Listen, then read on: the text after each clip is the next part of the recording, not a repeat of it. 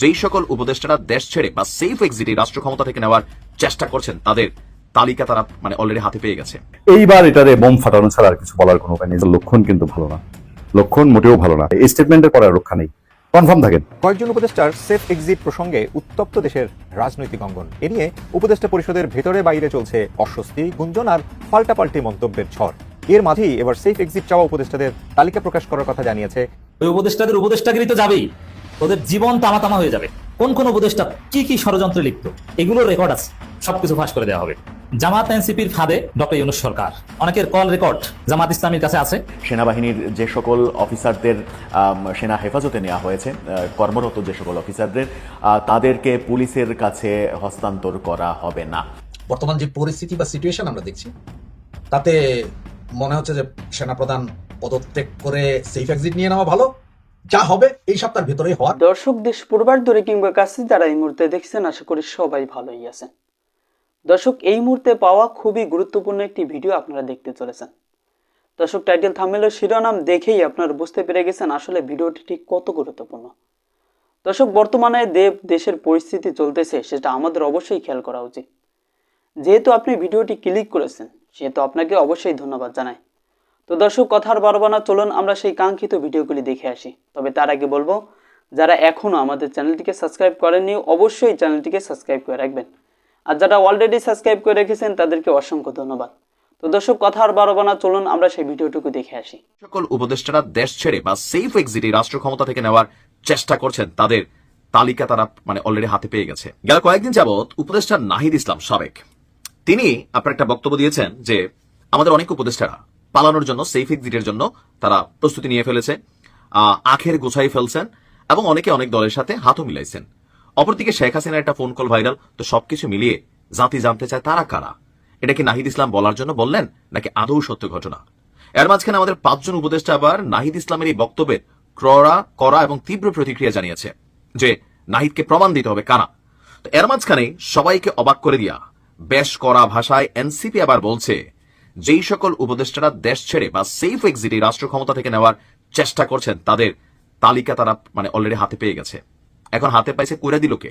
আমি এই জিনিসটা বুঝতে চাচ্ছি। তো তারাই নিশ্চয় করছেন সরকারের ভেতরে, যেহেতু তাদের লুক আছে, উপদেষ্টা আসিফ আছে, মাহফুজের সাথে এখন কিছুটা কনফ্লিক্ট আছে, অথবা বিভিন্ন জায়গা থেকে তারা তালিকা পেয়ে গেছেন। এখন এনসিপি বলছে যে যে সকল উপদেষ্টারা আপনার কি বলা হয়েছে সেফ এক্সিটের জন্য 12 তলে তলে সেট আপ দিচ্ছেন, কে কোন দলের সাথে হাত মিলিয়ে নিরাপদে সরে পড়তে চাইছেন তা অবিলম্বে জাতির সামনে তুলে ধরা হবে। নাম প্রকাশে অনিচ্ছুক দলটির একটি নেতা বলেন, কিছু দলীয় আজ্ঞাবহ ব্যক্তিকে উপদেষ্টা পরিষদে নিয়ে আসা ঠিক হয়নি, তা আনলো কে? তোমরাই তো আনলা। এখন দলীয় আজ্ঞাবহ মানে কি? এনসিপির কথা যে উপদেষ্টারা শুনবে, লাইক আসিফ, তোমাদের ঘরের লোক, তো তোমাদের সমস্যা নাই। উপদেষ্টা মাহফুজ, সমস্যা নাই। নাহিদ যতদিন ছিল ততদিন এনসিপির পারপাসে সার্ভ করছে, সমস্যা নাই। তো বিএনপিটা সার্ভ করলে সমস্যা, জামাতেরটা সার্ভ করলে সমস্যা। এইটাই হচ্ছে আমাদের। এই কারণে কিন্তু এইসব কারণে দেখেন বাংলাদেশের মানুষের মধ্যে একটা পলিটিশিয়ানদের নিয়ে একটা দীর্ঘদিনের নেগেটিভ ধারণা আছে। এই ভাই রাজনীতিবিদরা এদের কথার ভ্যালু নাই, বা আবল তাবল কথাবার্তা বলে, অন্তত নতুন যদি কেউ আসে এরা সুস্থ ধারায় কথা বলবে। কিন্তু এনসিপির বিভিন্ন বক্তব্য বয়ানে কলিজা টাইনে রাস্তায় ছিঁড়া ফেলা দিবেন স্কোর, এরকম বক্তব্য শোনার পরে ধানের শীষ বাদ দিয়ে দিতে হবে, গায়ের জোরের কথাবার্তা, এগুলো শোনার পরে এনসিপির প্রতি অন দ্য রিয়েল ফেস বিশ্বাস করেন এখনো হয়তো টেলিভিশনে গণমাধ্যমে মাঝে মাঝে করা সাক্ষাৎকার দিয়া অথবা আবল তাবল গরম করা বক্তব্য দিয়া টেলিভিশন কাভারেজ পাচ্ছে। কিন্তু প্রত্যন্ত অঞ্চলে, আমি আমার অঞ্চলে এনসিপির অস্তিত্ব আর খুঁজে পাই না। প্রথম দেখছিলাম কিছু বলা পাইনি, এনসিপি করছে, এখন কিন্তু রিয়েলি এদের অস্তিত্ব এরকম নাই। কেন নাই? কারণ আপনি দেখেন আজকে ওই যে সম্ভবত রাজশাহী না কোন জেলার প্রধান সমন্বয়ক যিনি এনসিপি, তিনি পদত্যাগ করছেন। কেন? যে এনসিপির নেতাদের বর্তমান অবস্থান জুলাইয়ের সাথে সাংঘর্ষিক। এরা এখন রাজনীতি করে, দলবাজি করে, নানান ধরনের সুযোগ সুবিধাতে ব্যস্ত হয়ে গেছে সবাই। আদর্শ কারোর ভিতরে আর কিছু নেই। এখন তিনি বলছেন যে অভ্যুত্থানের অগ্রভাগে থাকা ছাত্র নেতৃত্ব নিয়ে সরকার গঠিত হলে আজকের পরিণতি দেখতে হতো না। কেন মনে হয় দেখতে হতো না? ছাত্রদের মধ্যে থেকে যারা গেছে এদের বিরুদ্ধে তো দুর্নীতির, এদের এপিএস এর বিরুদ্ধে তো দুর্নীতির অভিযোগ আসছে। বাকি উপদেষ্টাদের মধ্যে কজনের নামে আসছে? মাহফুজের ভাইরি নিয়ে গতকালকে এনসিপির এক নেতা বহিষ্কার হলো যে মাহফুজের ভাই বলছে পিটায় নাকি সমান টমান করে ফেলবে।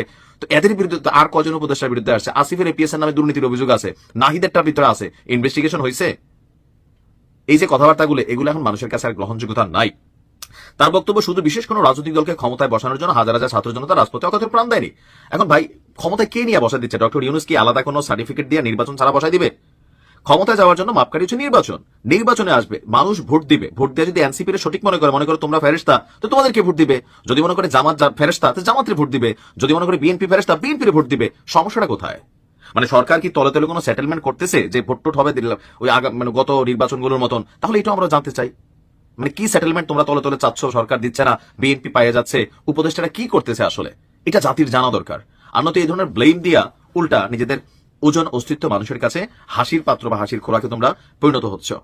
একটা আশা ছিল মানুষের মধ্যে, আমরা চাইছি বাংলাদেশটা পরিবর্তন হোক, গতানুগতিক ধারার রাজনৈতিক দলগুলোর বাহিরে এমন একটা দল আসুক যারা বাকিদের জন্য আইডলিজম ক্রিয়েট করছে।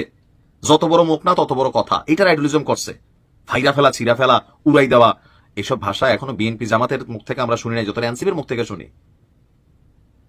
এখন কারা সেই তালিকার মধ্যে আছে এই নামটা তোমরা প্রকাশ করো। কারণ এর মাঝে গতকালকে প্রথম আলো একটা খবর দিয়েছিল যে সেনাবাহিনীর যে সকল অফিসারদের সেনা হেফাজতে নেওয়া হয়েছে, কর্মরত যে সকল অফিসারদের, তাদেরকে পুলিশের কাছে হস্তান্তর করা হবে না।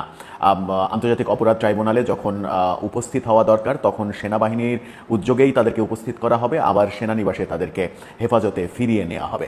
এই খবর বেশ চাঞ্চল্যের সৃষ্টি করেছিল। এই খবরের পরে আজকে নতুন খবর তৈরি হয়েছে, সেটা হচ্ছে যে সেনানিবাসেই, সেনা সদরেই একটা ভবনকে জেলখানা হিসেবে ঘোষণা করা হয়েছে। সেনাবাহিনীর অভ্যন্তরের ব্যাপার নিয়ে গণমাধ্যম যে সকল খবর দিচ্ছে সেই খবরগুলো খুব একটা সুখকর যে খবর সেটা বলা যাচ্ছে না। বলছিলাম যে এরই মাঝে ভারতীয় গণমাধ্যম সেনাপ্রধানের সৌদি সফর বাতিলের কথা বলছে, ভারতীয় সেনা ইন্টেলিজেন্সের বাংলাদেশে আসার কথা বলছে। এরই ফাঁকে প্রথম আলো যে খবরটা দিয়েছিল সেটা হচ্ছে যে হেফাজতে নেওয়া সেনা কর্মকর্তাদের পুলিশের কাছে হস্তান্তর করা হবে না, অর্থাৎ পুলিশের কাছে কিংবা জেলখানায় দেয়া হবে না।